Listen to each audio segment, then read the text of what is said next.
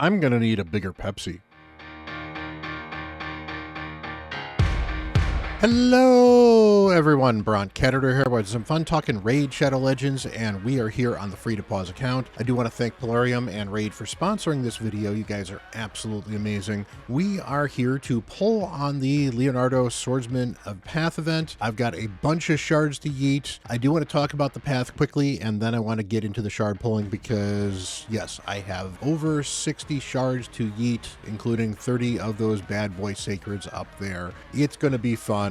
Hopefully we're getting a bunch of banger champs in addition to Leonardo and his soul during this. Let's do a bit of the breakdown and talk about what my plan is. Honestly, I'll talk a little bit about my plan on my main as well, and we'll go from there. So this is the path event we have here. It is a pretty standard path. You only need to hit the top one of these once. You can hit either one of these two as you go down to get a key. You're then going to have to go down this side over here to get Leonardo. You will need one key for him. You'll then have to go get this other key. It's not too expensive. And then back down the other path here and then go get his soul if you are looking for his soul. If you are looking for the Radiant Sun Lilies, you can kind of get other stuff other than the keys. So there are opportunities to get stuff other than keys if you really don't want both keys. And then you can get the Radiant Sun Lilies here. There's of course a giant Eternal Soulstone here. You got a mythical book as well. You do get a couple legendary books when you go for the champions, which honestly is actually kind of nice because you're probably going to want at least 2 legendary books for Leonardo if you're going to get them.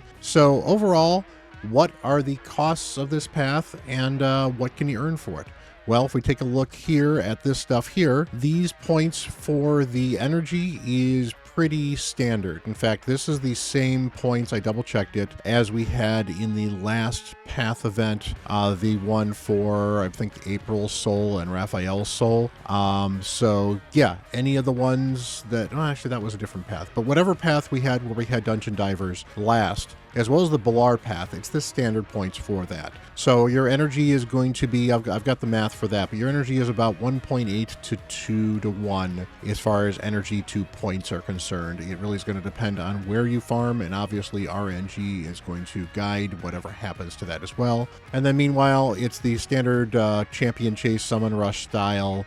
Well, Summon Rush style, not Champion Chase, where you're going to get the Sacred Shard points and Primal Shard points and Void Shard and Ancient Shards, and nothing is rated up at all. I actually thought Voids might have been slightly rated up, but that makes some sense that they did not do this because this is kind of a premier path, so they're going to make it as, I guess, expensive as possible. As far as the costs for the different paths, we've got my little spreadsheet right here. So as you can see here, the first key is going to be 4,750. Second key is another 5,000. So basically effectively 1 sacred shard and just a little bit of extra points. Leonardo, adding up with the points for the first key, is pretty much bang on 25 sacreds, which is honestly what I've been trying to expect for a while. Most champions were 20.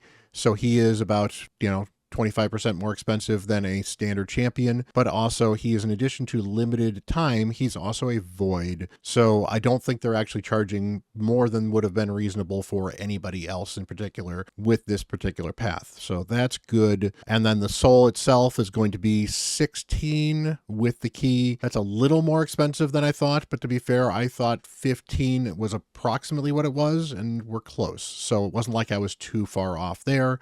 And I actually thought Leo could be as high as 30.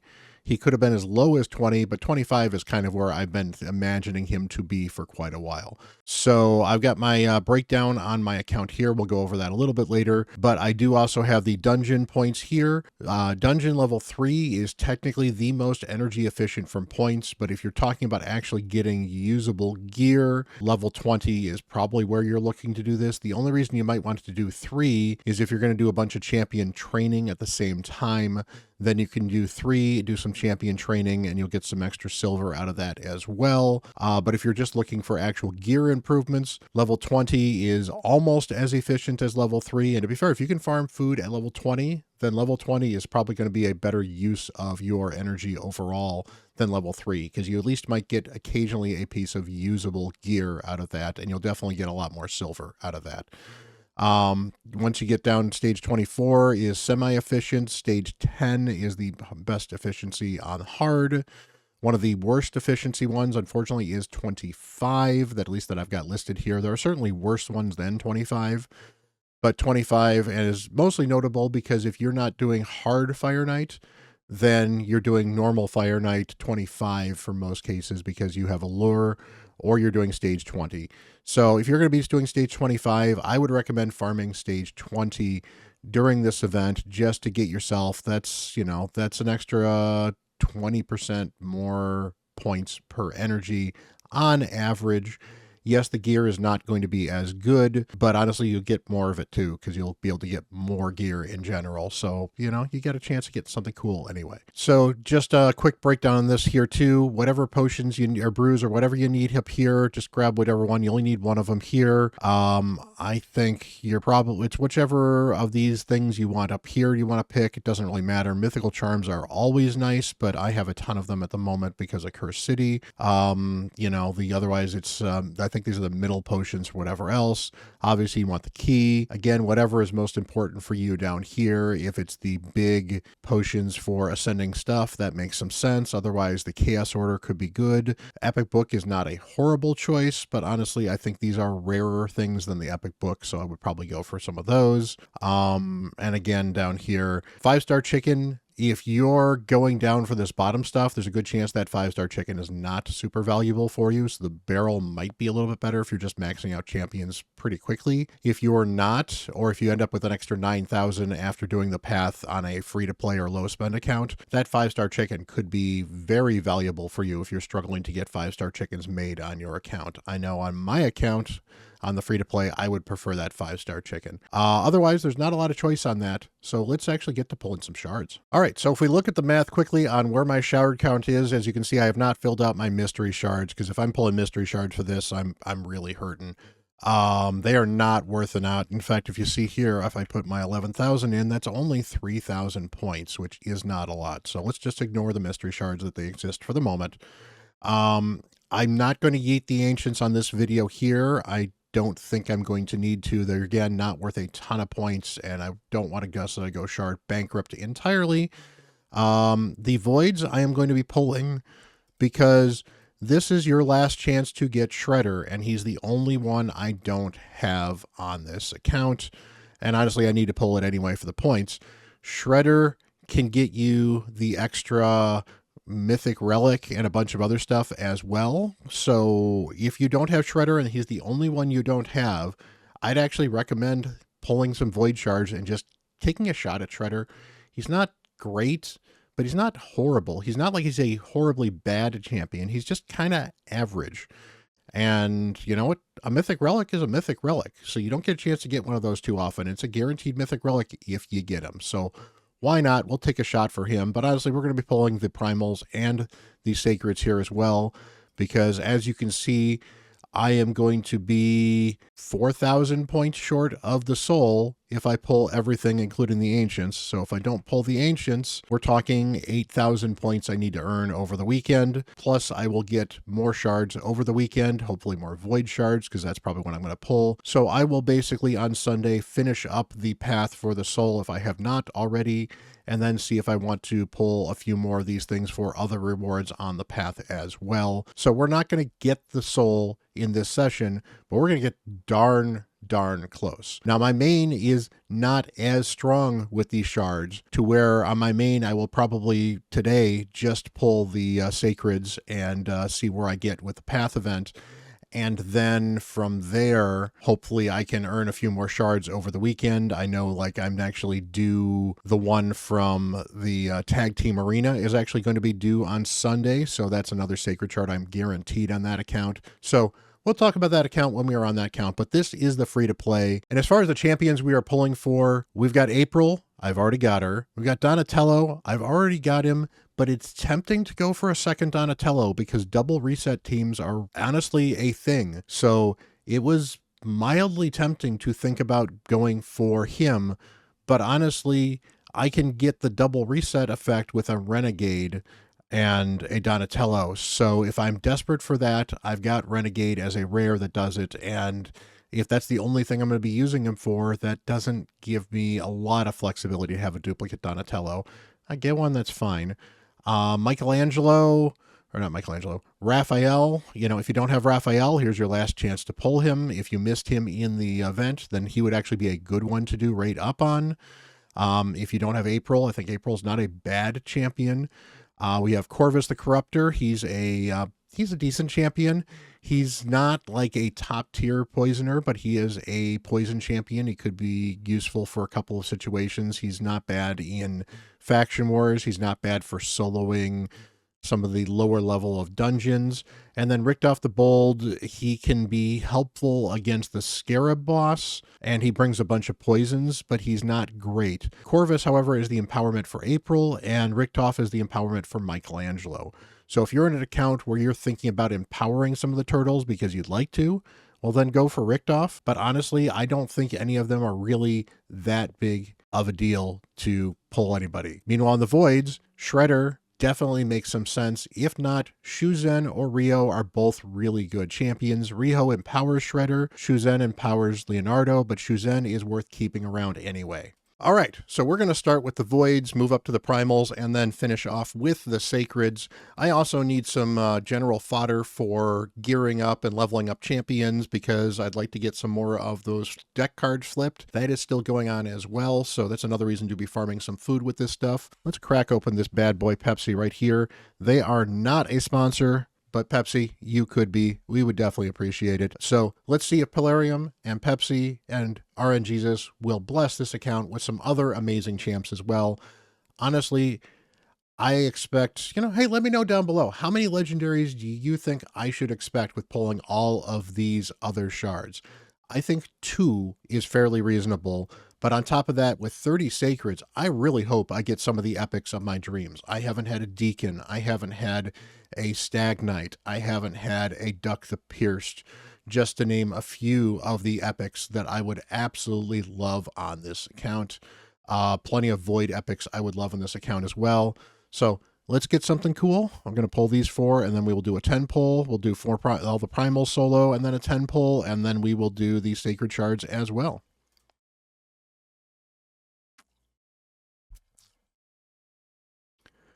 Alrighty, that is a Daywalker, not particularly exciting.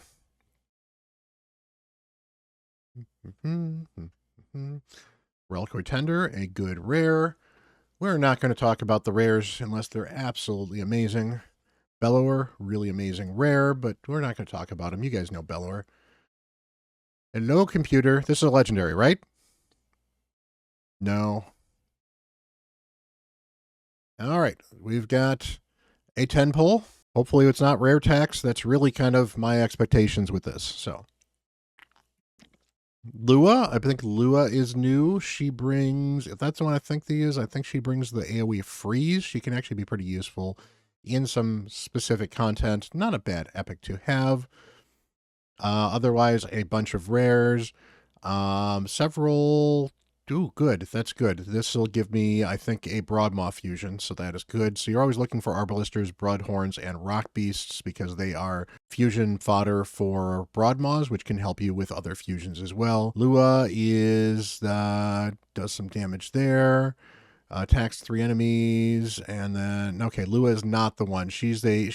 Lua is a budget. What's her name? Budget Cold Heart, which is kind of sad because Cold Heart's better and she's a rare. So Lua is the one that needs a buff. That's unfortunate.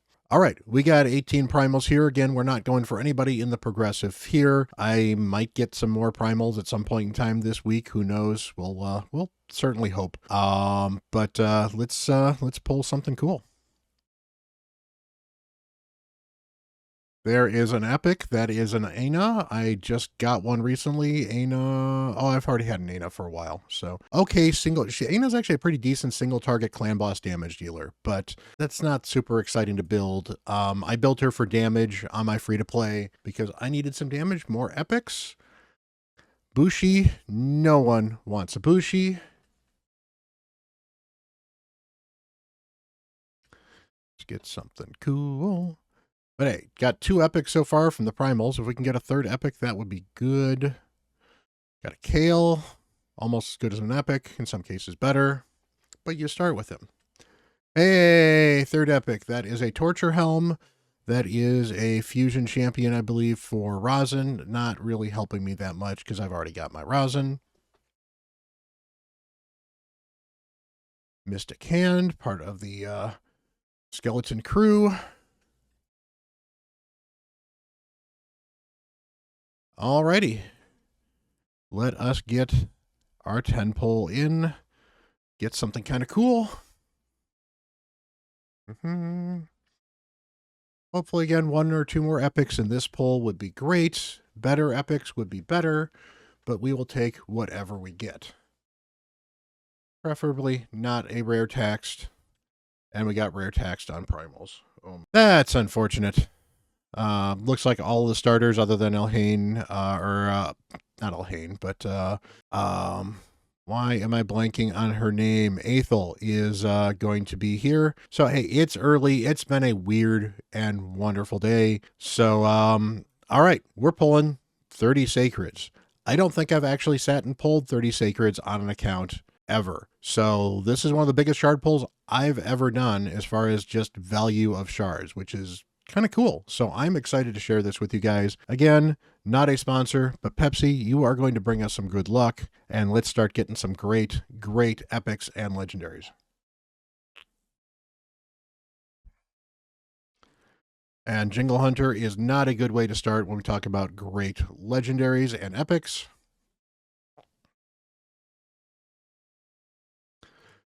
Jareg, not too bad for progression. You get the ally protection and the increased defense. He's really good for clan boss early on. The 4-turn cooldown is really the biggest problem with him. If he had a 3-turn cooldown, he'd be absolutely amazing. He also puts continuous heal when they lose some big max HP, so he can start healing people as well and decrease attack. Good champion, good for clan boss. Just kind of falls off towards the end of clan boss. Mistress of Hymns, a not particularly great reviver. She looks better than she is, and she doesn't look that great. Ooh, Pan the Bowhorn. He is a good damage dealer. He is new on the account, so I am definitely excited to get a Pan the Bowhorn. I actually need some damage dealers in Sylvan Watchers, so that's not too bad. Canoness. She should be fired. That was a bad pun. All right, Galcut. Not particularly exciting. I guess he can do some damage. He's got a weird, is it the A1? It's the A2 that hits them in a random order and decreases the damage after each hit, but it actually does a decent amount of damage. It's weird. All right.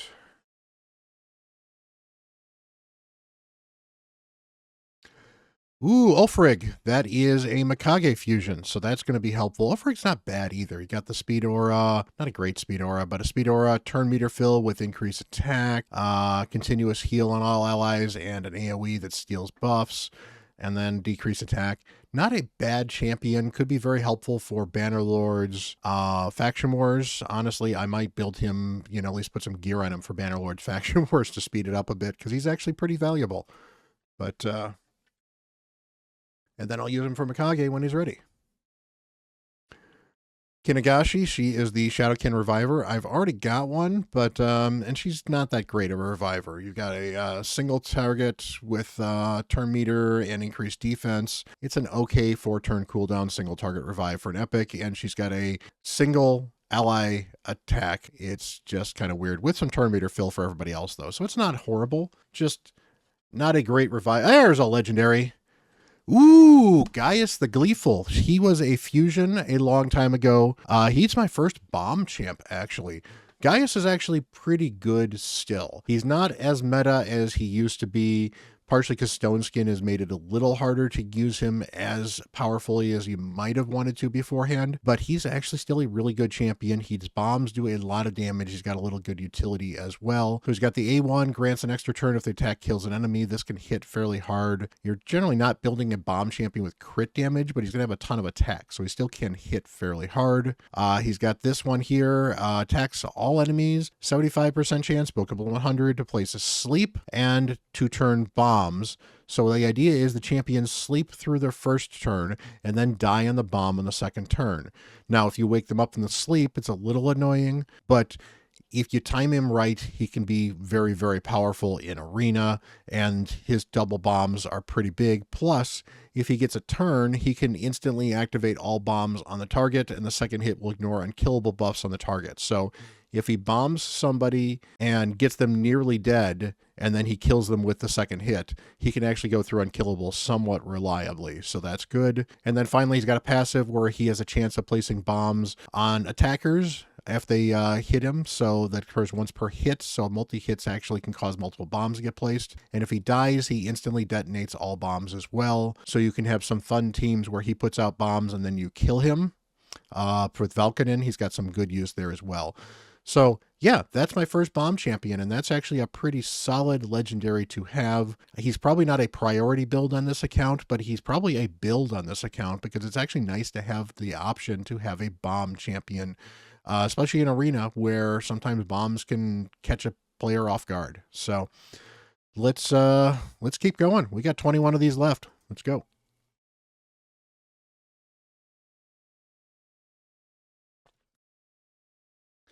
That is an NX. NX is a good champion. He's a good clan boss damage dealer for unkillable teams, particularly for the block damage teams. He's better for the block damage because he does get extra turns or turn meter cruise occasionally. Masked Fearmonger is bad. Just no. Don't want a masked Fearmonger. Knight Errant is a bit of an errant champion. Not particularly great. Not worth investing in. Basilisk. Basilisk can hit fairly hard, and he's got an AoE A1, so he is a stun set champion. He is absolutely amazing in that. He was the damage dealer I needed in Faction Wars with that stun set, so he was very helpful there. This can do some decent damage and actually place a stun if you got accuracy on him. I usually don't build him with accuracy because I've got the AoE stun here instead, which I'd much rather do. And then he revives himself on a 8-turn cooldown, bookable to 6. You don't need to bother booking this champion. He gets the block damage for 1 turn as well. He's really annoying when you fight him. This ability itself is just another way to keep him alive against the boss sometimes too. So good faction war champion for early mid-game and maybe for a stun floor as well in hard.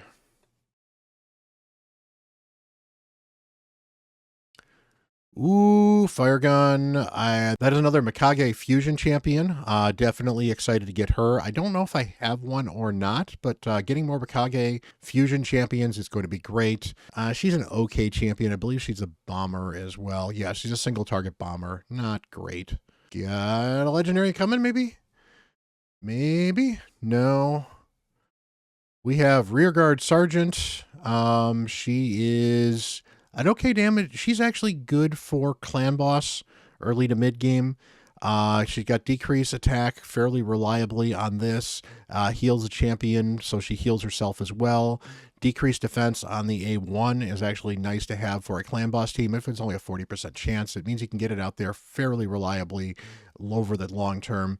And then she's got an ally protection with continuous heals on a 3-turn cooldown. So she's keeping everyone alive, keeping everyone protected, and no, not a notable arena, no.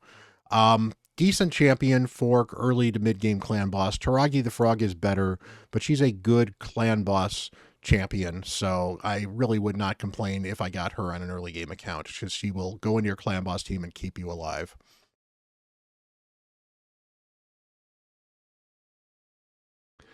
That is a Drake. Nobody wants Drake.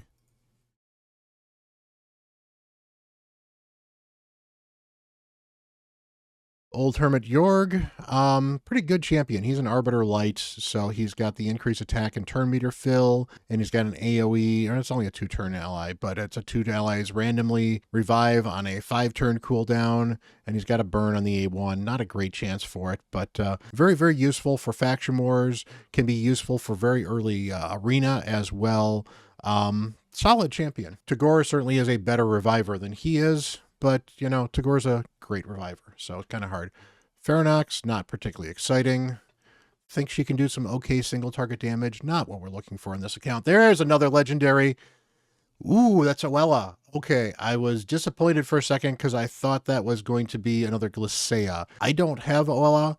Oella is actually pretty cool, so that is good.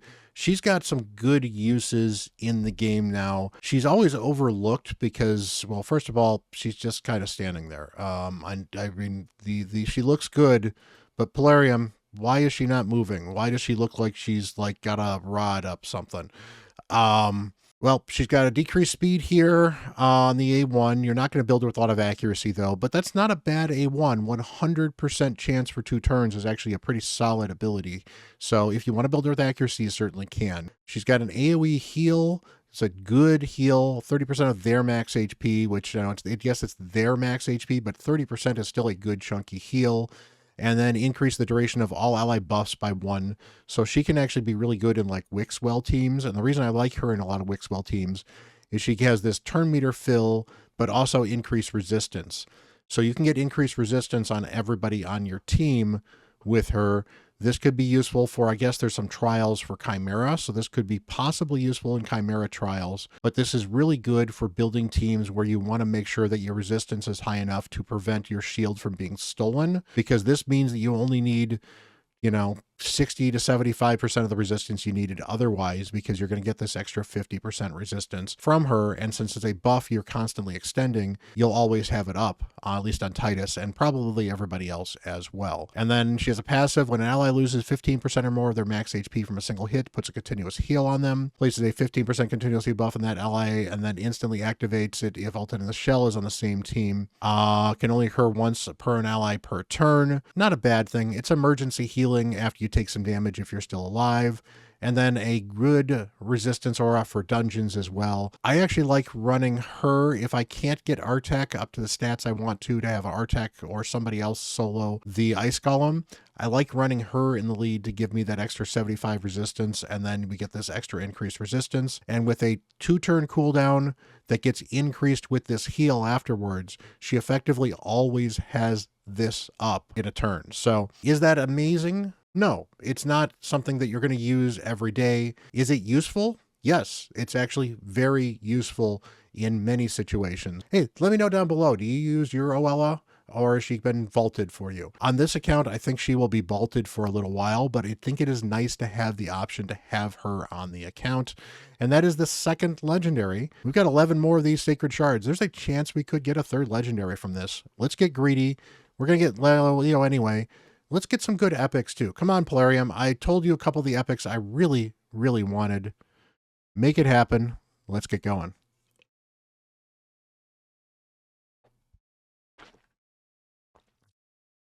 Sir Daggerpants, or Sir Artemage. Layla calls him Sir Daggerpants because she doesn't like where that dagger is placed. That's actually fairly accurate, unfortunately, with the armor. It seems like he might be compensating something, but that dagger is really easy for him to grab in an emergency, which is the point of a dagger. It just feels dangerous there. Legendary! I love Tholen, and I've got one. I did the fusion. I've got a 5-star soul for him. I don't know if I would build a 2nd Tholen or not on this account. Probably not for a while, but this is a beast of a champion. I love him. He's actually still available, at least as of the moment, I believe, with the Demon Slayer code, and he is a great champion to start off your Raid Shadow Legends journey with. If you are just starting and you have between 72 hours, you can use a code. There's a couple of champions you can use. Tholen is with Demon Slayer, and he is absolutely amazing. I love this dude, and I've got a dupe. So this is my first duplicate legendary, other than I will eventually get a duplicate Cleopteryx because I pulled one earlier, and you get her for free later on. But I don't have her yet, so he's officially my first duplicate legendary. And I guess, you know, not a bad duplicate legendary. I was kind of hoping when I saw it was a dwarf that maybe it was a newt. It's a Tholen. All right, Tholen's got an AoE A1 that puts Weaken up on a 50% chance, 75% chance actually once you book him, if it's a corrupted alliance boss or a minion, and it cannot be resisted against the corrupted alliance bosses or minions. So, and if he places Weaken on everybody, he gets an extra turn with this. This procs a little more than I was expecting it to, so quite often he will get that extra turn if he is A1ing, especially if you're, you know, dealing with like Hydra and the 4 bosses on Hydra. There's a decent chance to get that extra turn. It's not guaranteed in any way, shape, or form. And to be fair, he cannot place weaken if it's already on the champion for 2 turns, unless he can get the 3-turn one going, which you need a blessing for that, or a mastery, I should say. But good A1, and this does hit pretty hard. Got the A2 here that does a double attack. Each hit ignores 25% of the target's defense, which is great. 50% of the defense if it's a boss, minion, or Corrupted Alliance. And Corrupted Alliance is your undead, your Knights Revs, your Demon Spawn, and your Dark Elves. 3 of those 4 factions are meta in Arena, so he can actually do some good damage in Arena as well, so that's great. Each hit decreases the target's attack by 5%, stacks up to 25%, and each hit increases his attack by 5%, stacks up to 50. So after 5 uses of this one, his attack is up 50% higher than it was beforehand. So that's 50% more damage. That's great. Finally, he's got an AoE here. There's a double hitter. Before attacking, places a 50% increased attack on this champion for 2 turns. So he basically gives himself 50% bonus damage. And of course, that stacks with his extra attack bonuses as well. For each critical hit landed on the first hit, increases the damage dealt on the second hit by 10%. So if he is attacking 4 champions and critical hits, he will get 40% more damage on that second hit. We'll ignore unkillable and shield buffs. So he can go through unkillable and he can go through shield buffs. He is very good in Arena, especially early on. He is really good against Hydra Clan Boss. He is better in Hydra Clan Boss than I expected him to be. He is pretty much on par with Thor, who's considered a very good top-tier straight damage dealer. He's not quite as good as Thor, but he's darn close. And then finally, the passive here activates Demon Breaker skill every 5th turn this champion takes. Enemies from the Corrupted Alliance, bosses, and minions cannot land a critical hit on this champion. So he is a little tankier than normal against bosses and minions and the Corrupted Alliance. The Corrupted Alliance being important because that means champions like Rhodos can't crit him, which is actually pretty powerful. And then every 5th turn, he basically just A1s.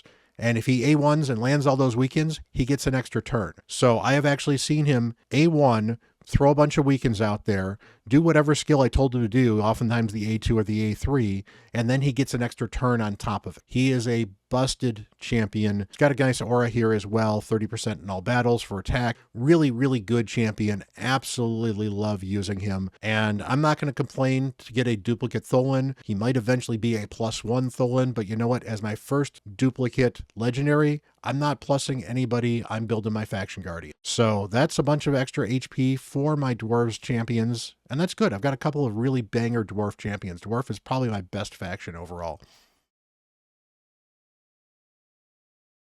All right. Got a Karam. Let's see if we get another legendary or another epic. Some good epics would be good. Ooh, there is a Royal Guard. That is new, and that is an exciting pull. Royal Guard is an OG, but he is a good champion. Definitely could use a little bit of a buff on the skin. It looks a little dull, but not too bad, actually, for some of the older stuff. It's got an A1 here, decreased defense, 50% bookable to 65% chance. Not bad, not super exciting, but usable. He's got the AoE max HP hit, so this can actually absolutely smack. So he can be really good in faction. He can be really good as a damage dealer in faction wars early on. He can help slay bosses with that max HP. That can be very, very impactful. And there is some attack medicine to that as well. This is one of the better single target AoE max HP hits for the epics. I think this is the best one out there, actually.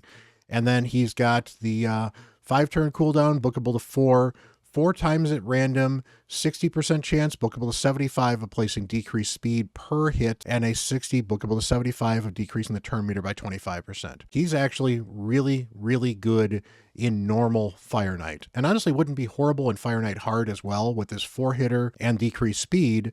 If you can keep the shield down with that decreased speed, he doesn't get the turn meter control, but you get the decreased defense and the max HP hit as well. So he could actually be usable in hard Fire Knight, but he is a beast in regular Fire Knight. So don't sleep on him. Actually really good for Hydra for progression as well. The max HP hit can do a ton of damage, and he's easier to hit build than Husk for damage. The reason I tend to like Husk a little bit more is Husk also provides the provoke, which is usually slightly more important than the decreased speed, but it's probably going to defend on the affinity of what other bosses are in the Hydra event as well.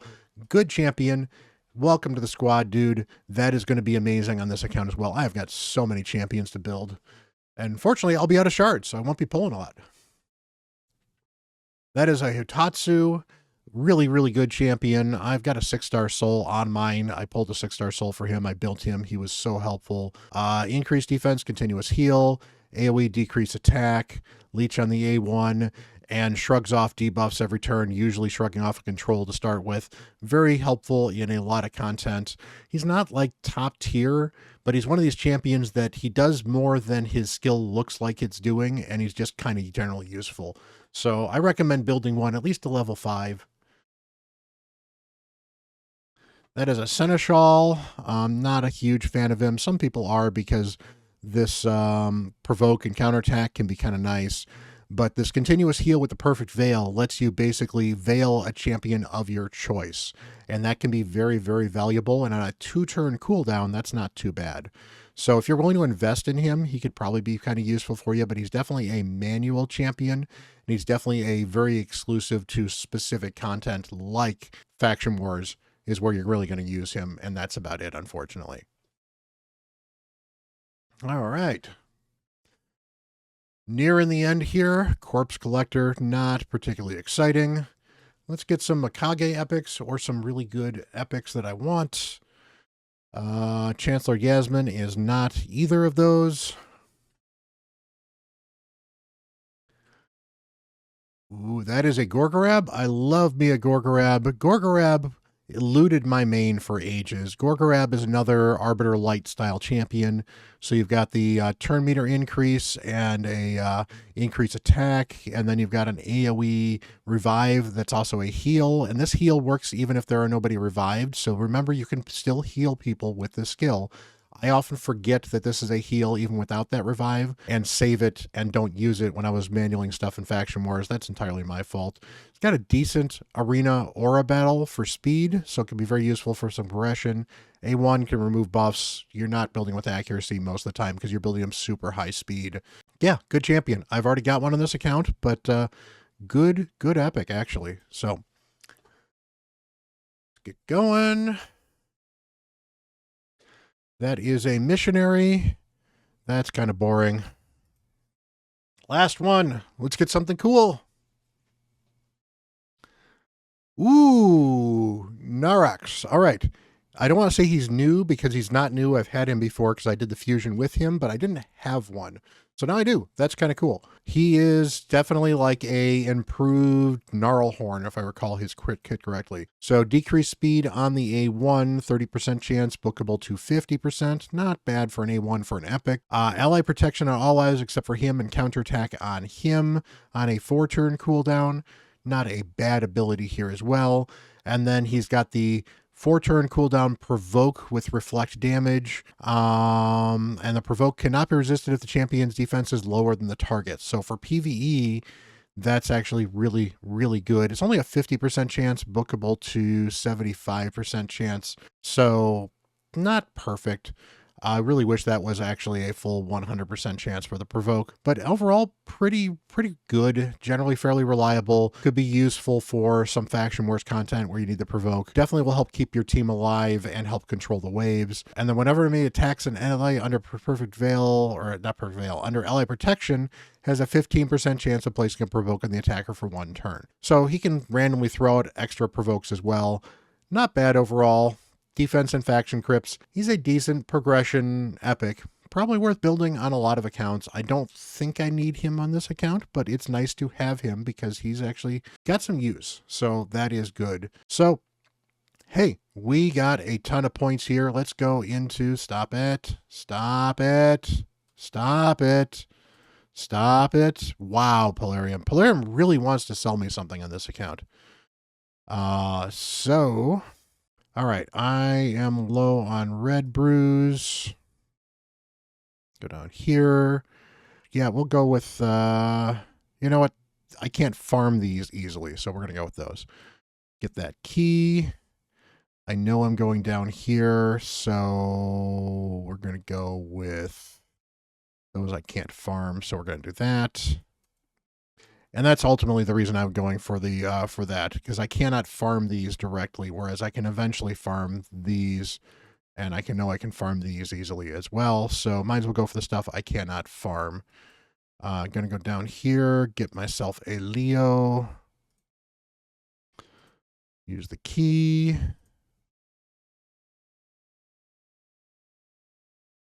There is Leo. And then, yeah, so we are pretty close. So we're going to make sure we're getting this. So we're going to go down here because we can. And there's the book. And here I am. Yep, 17,000 points short of Leonardo's soul. But I have the weekend to get a bunch of more shards. I've got these 11 agents I can pull for some other thousands as well.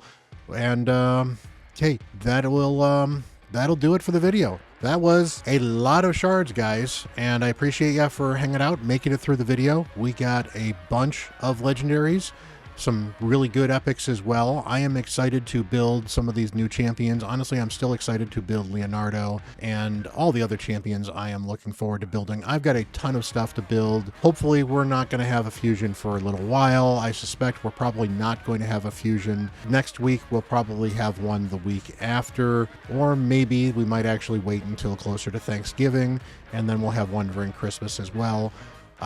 This is oftentimes a times where we may not, just because there's going to be a new patch coming soon, and I expect sometime in November we're going to start getting details on the new content that's going to be coming soon, and I suspect that we're probably going to either get the champion with the new content drop, or just before the new content drop, we're going to start seeing things about a new champion as well for the fusion. But I am probably skipping the next fusion. I got myself a Leonardo, I'm getting his soul, and that effectively is a fusion for me done. And hey, I got a bunch of other champions to build and level up and work on as well, which is often a lot of fun. So hopefully you guys are getting some absolutely amazing stuff this weekend. I will be streaming Thursday night. Obviously, this video is going to go live, I think, on Friday, so you're not going to be able to see that. But on Thursday night, I'll be pulling some shards for some folks, and I will be filming that, and I'll be posting those videos throughout the weekend as well. And you know, I'll be streaming on CatHerder as well, so if you want me to pull shards for you on Saturday, aka CatHerder, I'll be on Twitch on CatHerder. The link's down below. That usually runs from about 11 to 3 US Central Time. Definitely look forward to seeing you guys. Hit that like button and hit that subscribe button. I appreciate you guys, you know, hanging with me throughout this Turtles journey. It has been a long and winding road to the Leonardo event, but we finally got here, folks. Free to play is going to get the Leo Soul as well. I am super excited to build these champions and work with these champions. You guys have an absolutely amazing day, and until the next video, I am Bront, CatHerder.